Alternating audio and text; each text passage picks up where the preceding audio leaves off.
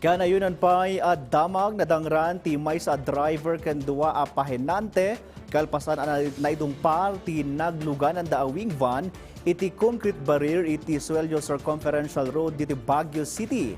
Ada kinalap ni Jessel Kate Lapizar a detalye. Awanan payla ang tipuot ti driver bayat nga agpat pataming iti pagagasan ti dua a pahinante akadwana akaraman anadangran iti pan nakaidong party truck ang nagluganan da iti concrete barrier kalpasan an naawanan iti preno bayat a pasalog iti Suelio Circumferential Road KM3 Asin Road Baguio City. Sigun kani Isagani Agayaw, negosyante a pakaiturungan kuma dagiti similya tinateng manipod pay ijay Candava Pampanga dagiti nasaong individual nga agturong kuma ijay bugyas. Mapatta-patta at 280,000 aging 300,000 pesos ti danyos kadagiti similya alinnaon ti wing van. Truck ban kasi yung hinahabol. Pagkaabutan na ng oras ng truck ban, dito na sila dumadaan para at least hindi matruck ban doon sa Baguio. Talaga nga los nga di ko naggarod jay tao pa itiununan tayo. Siyempre, dito importante. Basta ayos damat kidi. Iti inisyal nga investigasyon ti BCPO Station 9, naggapo ti van iti Marcos Highway paturong iti KM3 Asin Road, idi maawanan daytoy iti preno. Iti pababa a sharp curve a paset ti kalsada, anang itunda iti pan nakaibangga daytoy iti concrete barrier.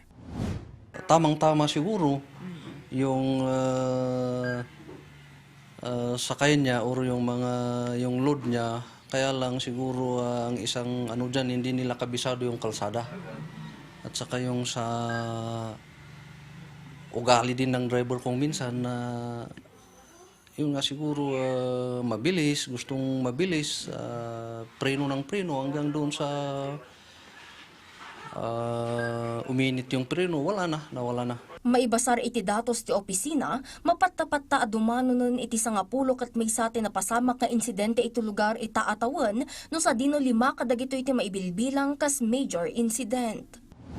Kung talagang mabigat na rin yung karga, huwag nang dumaan doon. Ang city government naman at yung DPWH naglagay na ng maraming doon mga signages na warning signs. Palagi nating sinasabi na dapat yung driver at sasakyan dapat kondisyon yan. Jezreel Kate Lapizar para iti Pagilian.